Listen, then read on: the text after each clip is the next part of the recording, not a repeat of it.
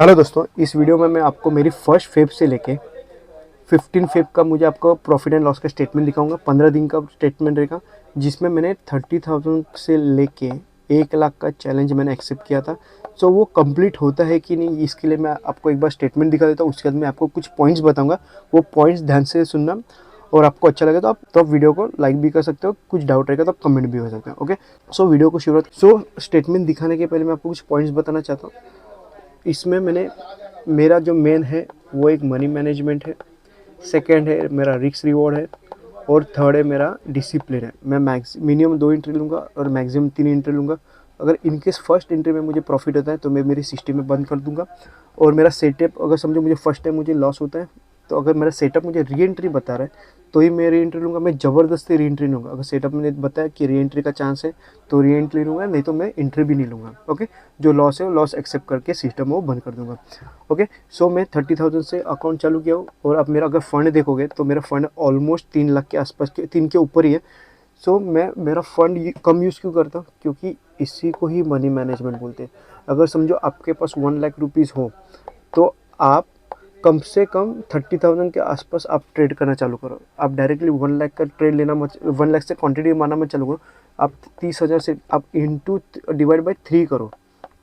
ठीक है, जैसे डिवाइड बाई 3 करोगे वो हिसाब से करो। क्योंकि क्या होता है समझो, इनकेस हम लोग डायरेक्ट 1 लाख का अगर समझो पोजीशन उठा ले और पहले दिन लॉस हो जाएगा, समझो 30,000 का लॉस हो जाएगा या 20,000 का लॉस हो जाएगा, तो अपना माइंड सेट चेंज हो जाएगा। फिर उसके बाद ना हम लोग मनी मैनेजमेंट फॉलो करेंगे, ना रिस्क रिवॉर्ड फॉलो करेंगे, ना हम लोग डिसिप्लिन फॉलो करेंगे। ओके, सो इसके लिए अगर 30,000 से समझो आपके पास इन केस 1 लाख रुपीज़ है। ओके, 1 लाख रुपीज़ है, उसमें आपने 30,000 का आपने फंड यूज़ करके आपने ऑप्शन बाई किया।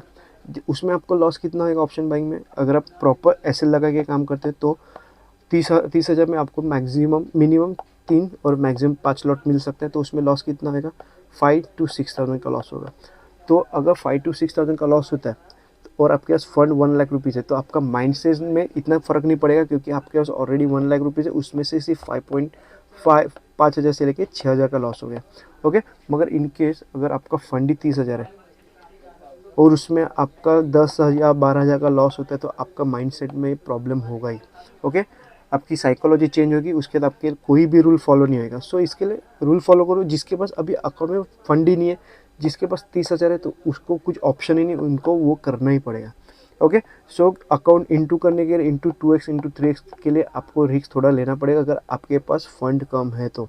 अगर आपके पास एक डिसेंट फंड है तो स्टेप बाय स्टेप ऊपर जाएंगे। मगर आपके पास अगर फंड एक लिमिटेड फंड है, 30,000 से लेके 40 या 50 या 10 या 20,000 अगर आपके पास फंड है तो आपको रिस्क ये थोड़ा लेना ही पड़ेगा।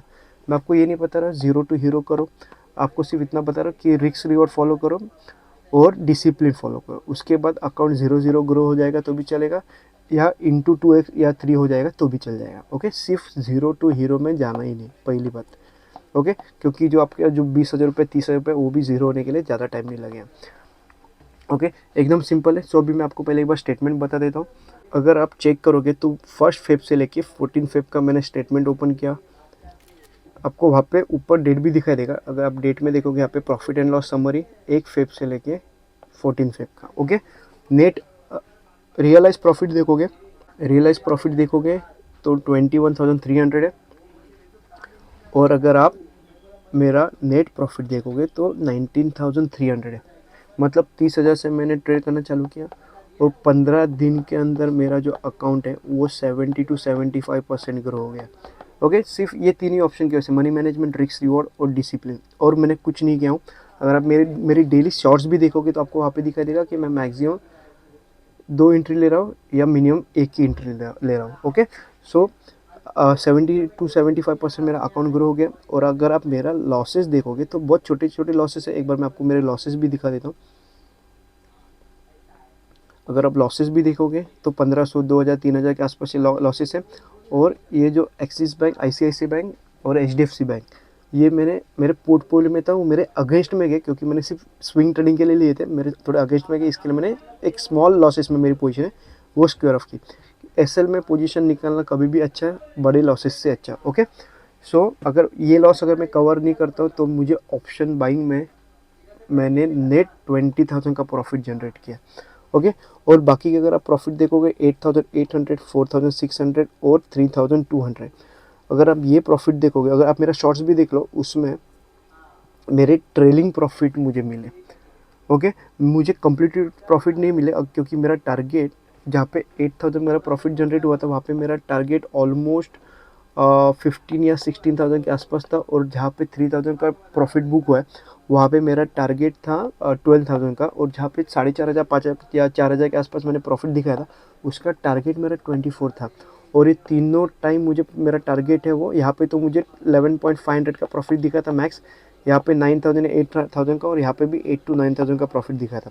ओके, सो मुझे टारगेट ये मुझे पूरे मिले नहीं। अगर इनके समझो तीनों में से अगर समझो एक बार भी मुझे अगर पूरा टारगेट मिलता, तो मेरा अकाउंट है वो 100% डबल हो जाता, राइट। सो ये पूरे वीक में मेरा ट्रेलिंग ऐसे हिट हो गया, इसके लिए मुझे छोटे छोटे प्रॉफिट ये बुक करने पड़े।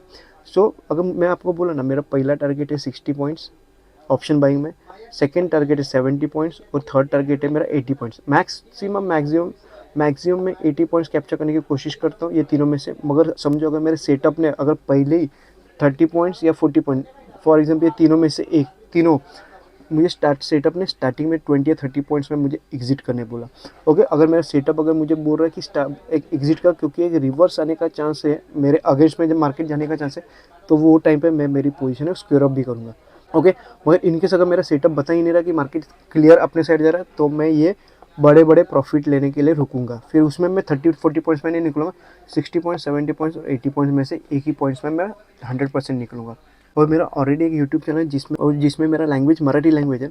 सो वहाँ पे मेरा ऑलरेडी एक छोटा बेस सब्सक्राइब, सो वहाँ पे मेरा ऑलरेडी एक प्रीमियम ग्रुप चालू है। ओके, सो यहाँ पे मैं कोई भी प्रीमियम ग्रुप का एडवर्टाइज नहीं करने आया, मैं जस्ट आपको बता रहा हूँ, क्योंकि मैं वहाँ पे मेरी एंट्री लेने के पहले मेरी ट्रेड है वो पोस्ट करता हूँ, उसका एसएल पोस्ट करता हूँ, और उसका टारगेट भी पोस्ट करता हूँ। ओके, और अगर समझो टारगेट ट्रेल होता रहेगा, तो मैं मेरी ट्रेल में खुद पोजीशन एग्जिट करने के पहले वहाँ पे है वो मैं मेरे पोजीशन पोस्ट करता हूँ और एग्जिट का एक बता देता हूँ।